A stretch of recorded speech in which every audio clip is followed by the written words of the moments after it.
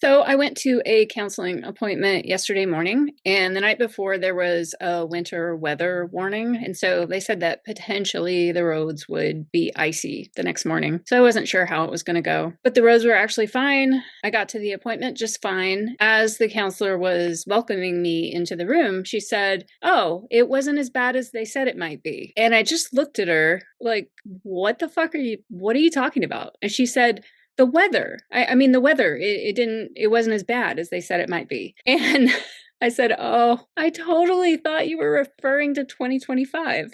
And we laughed. It was a funny moment. And then she said, of course, yeah, I don't usually bring up politics with clients unless that is, what they are processing and they want to talk about. And that is what I'm processing. And it is what I wanted to talk about. So her response was totally professional. Of course, you don't bring up politics as the counselor in a counseling session unless that is what the client is processing. So we talked about politics and how it relates to managing anxiety during times when there's lots of crazy headlines and lots of upheaval, and strategies for sort of balancing how informed do you want to be, and then how you also protect your nervous system and protect your mental health during those times. So this video isn't meant to be about politics. Just like my counselor, I tend to not talk about that a whole lot publicly. I do have my partner and I have trusted friends of various political backgrounds that I feel comfortable processing this stuff with, but it's not something that I do publicly on the internet and not something that I do with just anybody. So trusted, safe people. And yes, they are people with diverse political backgrounds. So I am getting a variety of perspectives. But I do want to just briefly summarize what's triggering me. And I'll talk about it sort of generally and vaguely because I don't want to get into the minutia of this at all. So this is just a brief assessment of what I perceive to be going on in the United States right now. There's this whole shock and awe campaign going on. They're breaking a lot of systems, causing a lot of chaos, making people feel kind of on edge. And that's by design. That is the intention. But underneath those sleight of hand tactics that are being used to distract everyone, democracy is being dismantled. That's really all I have to say about that. That is the gist of what is triggering me. And I don't really want to argue the minutia of this with people. Any comments that I see, I will read and I will consider them, but I'm not likely to argue back because it's just not in my nature. And I have noticed that really irritates people because some people really enjoy arguing, like for sport, and they do seem to be upset when I don't argue back,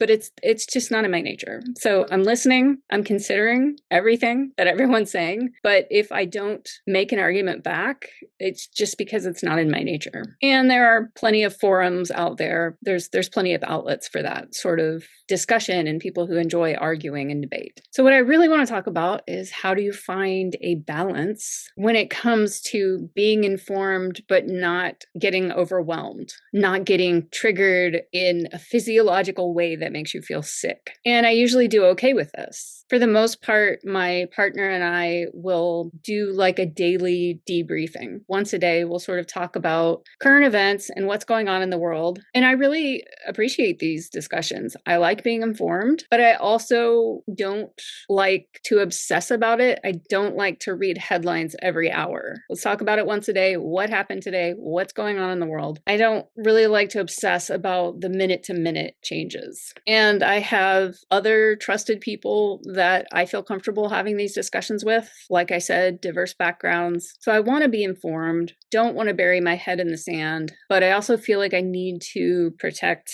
my well-being. There has to be some kind of balance between being informed and then being like constantly overwhelmed and triggered by the headlines. Right now, I'm feeling like I really would like to just take a break and unplug. But at the same time, I am finding myself really conflicted because I feel like I just can't look away. People will always say, like, pay attention, history is happening right now. And I suppose on some level that's always true, but it feels really, really true right now. And in the past, I have unplugged. I can do that for a couple of days, just unplug and just do, a day, maybe a daily update or an update every 3 days. Okay, what's going on? But then also like take those media breaks and just enjoy my life, keep my nervous system calm and not get too involved in the politics. In our house, we've recently started trying this new thing where my partner does not tell me upsetting things after 7 p.m. because he has this tendency to tell me really shocking, upsetting things right as I'm winding down and getting into bed. And it really just doesn't work for me. We've just sort of instated this rule and started practicing this. And then all this crazy shit started to happen. And now I feel like I can't look away. But the other thing that happens with this 7 o'clock rule is that I'll be up in bed, winding down, relaxing, and he's over there on the couch.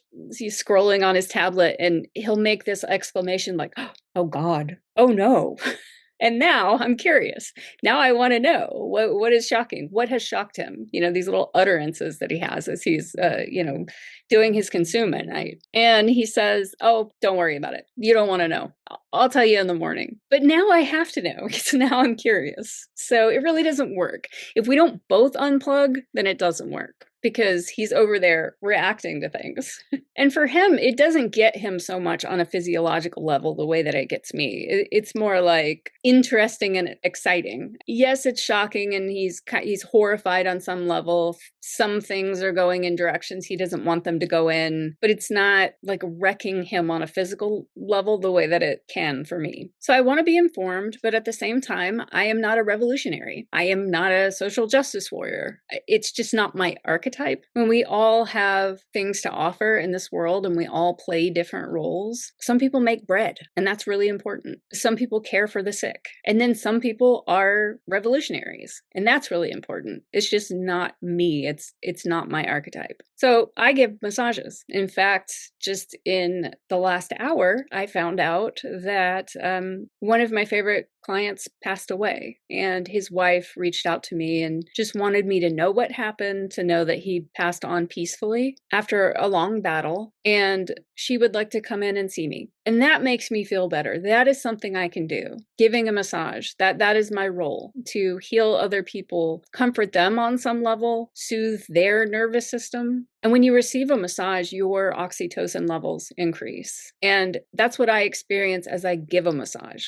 So there's an increase in oxytocin. And actually, I had a dream a couple nights ago that somebody gave me an oxytocin bunny rabbit. So it was a bunny rabbit that was genetically engineered to increase oxytocin when you cuddle and pet the bunny rabbit. Now, this is a real thing. When you cuddle your cat or your dog or animal, or when you get a hug from someone, it increases your oxytocin. So loving your pets, hugging them, getting more hugs from people, that is a real thing that can be soothing in these times. And I think that I had that dream about the oxytocin rabbit because I was not getting as much oxytocin as I usually do because business has been really slow. And I'm not sure exactly why it's been slow, but of course I have thought, people are really insecure about what this year has to bring. What is the real personal economic landscape going to be like? Not the overall economic landscape of the United States, not how well the stock markets are doing,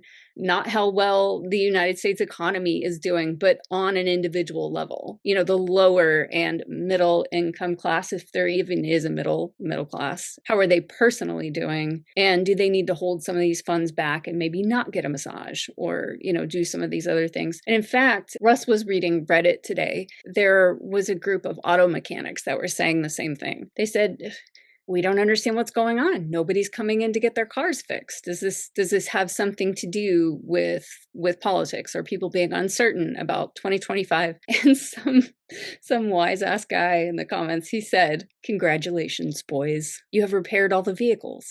There's nothing left to do. Now sit back and admire your handiwork. And that was funny. So that's another thing that helps is laughter. And I'm looking for humor everywhere. That is a good break. And that is a physiological reset that feels good. It doesn't feel like the bad stress chemicals that you can get from worrying about the uncertainty of the future and what's going to happen politically. So when I say stuff like, I'm not a revolutionary, that's not my role, I can hear the voices in my head saying that's irresponsible. You know, it's the old line, if you're not outraged, then you're not paying attention. And I get that it's irresponsible to bury your head in the sand, but I'm just struggling with how to find the balance of how informed to be. And I don't want to live in a state of constant outrage because outrage is actually addictive. This is a real psychological problem that when you get outraged, you get this huge chemical hit from the outrage, the adrenalized feeling that feels purifying.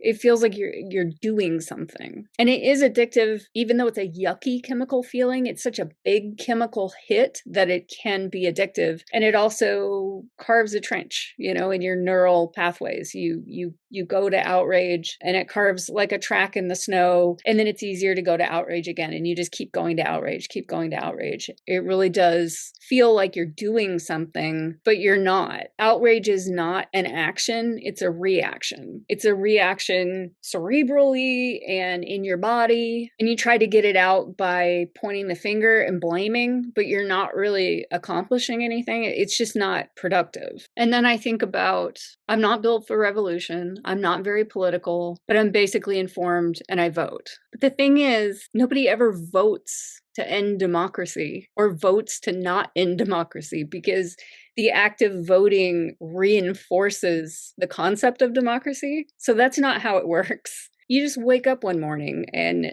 it's gone. So I'm feeling conflicted. Like, oh, I did my part. I voted. It's not how it works when democracy is being dismantled. You just wake up and it's gone. Yeah, I'm just talking this through right now because I don't know what the balance is. I don't want to live in a state of constant outrage, but sometimes you are outraged because what is happening is outrageous and it's appropriate to be outraged. And so it's like looking at the situation rationally and taking rational action and kind of knowing when to express the outrage, but you don't want to spend it in the wrong place. You can't be outraged about everything. And what are productive ways to deal with the outrage in your body? I mean, you could take political action. You could do something. You could be a revolutionary. You can chop wood or sprint or punch a bag, you know, to get it out of you because that outrage, it's poisonous if you just eat it. You know, you're just eating it and internalizing it and it's poisoning your body and you're not getting it out in a productive way. Now, like arguing with people online, is that productive? Like, no, because people enjoy arguing. And so kind of like no matter what you say, it just entrenches them more in their perspective, you know, and it's partially because there are some people out there who just enjoy that activity. It doesn't matter. They could argue about anything. It's just an enjoyable activity to them. It isn't for me. So my head is kind of spinning right now with rapidly evolving events, wanting to be informed, but feeling like I want to unplug, but then not being able to look away. You know, the other day I was making a salad dressing. So I had a mason jar on the counter in front of me. I was grabbing the balsamic vinegar and I was going to measure some with a spoon and pour it into the mason jar. And right then my partner told me another shocking thing. My head was still spinning from just so many shocking things. He told me another thing that was shocking and upsetting. And normally I would use a spoon to measure out the balsamic and put the preferred amount into the cup. I was so distracted by what he had told me that I grabbed the jigger that I use to measure out alcohol and I poured a double shot of balsamic vinegar into the cup as if I was, you know, about to take a drink. We didn't even have any alcohol in the house that night, but it was just that he was distracting me and upsetting me and my brain short-circuited.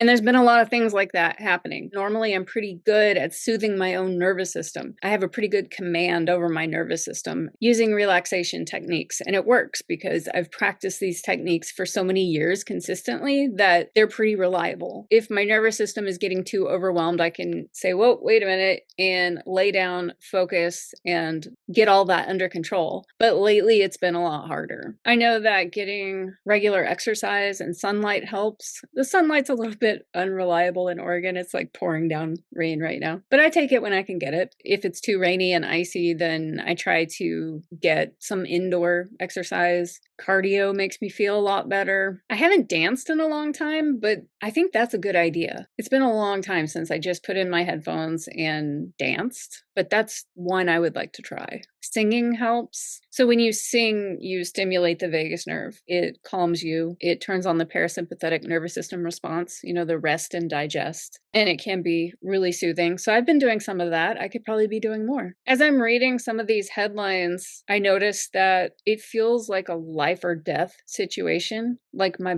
chemicals are all messed up. It feels like a lion is chasing me. And a lot of times lately, I'm having to over and over again bring myself back to the present moment and remind myself that I'm not, in fact, being chased by a lion. Right now, in this moment, I'm safe. It's really rainy outside, but I have a nice warm fire here. Later on, we're going to eat dinner. We're going to watch a show. We're going to go to bed. I am safe. I am pretty safe right here where I am. The other thing that I'm struggling with is I know people in a lot of other countries, living in other countries, and I'm thinking like I'm so on edge right now about what is happening politically, and I'm thinking of what they would say. How would that feel from their perspective? And they might think like, yeah, sometimes there's a coup. Sometimes governments are overthrown. Like, yeah, this happens. I know. I'm familiar with this because other people have lived through these things.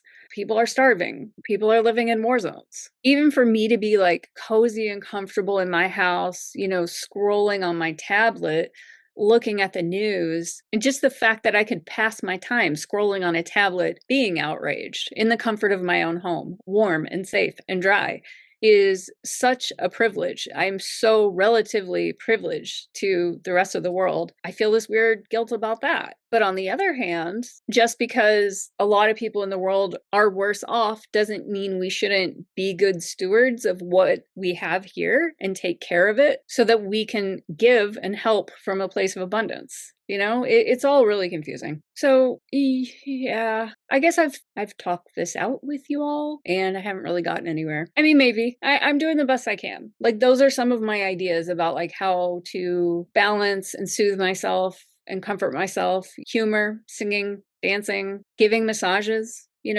giving to people in ways that I'm suited to serve. That feels good. And remembering that right now, right here, I'm actually okay. I'm actually safe right now in this moment. So anyway, that's what I've been thinking about lately, struggling about. Yeah, so let me know what you think. Like how do you balance being informed with not being informed too much that, so that you're obsessed and overwhelmed by the news? What do you do to distract yourself from current events when you need to? Yeah. Anyway, hope everyone's doing well.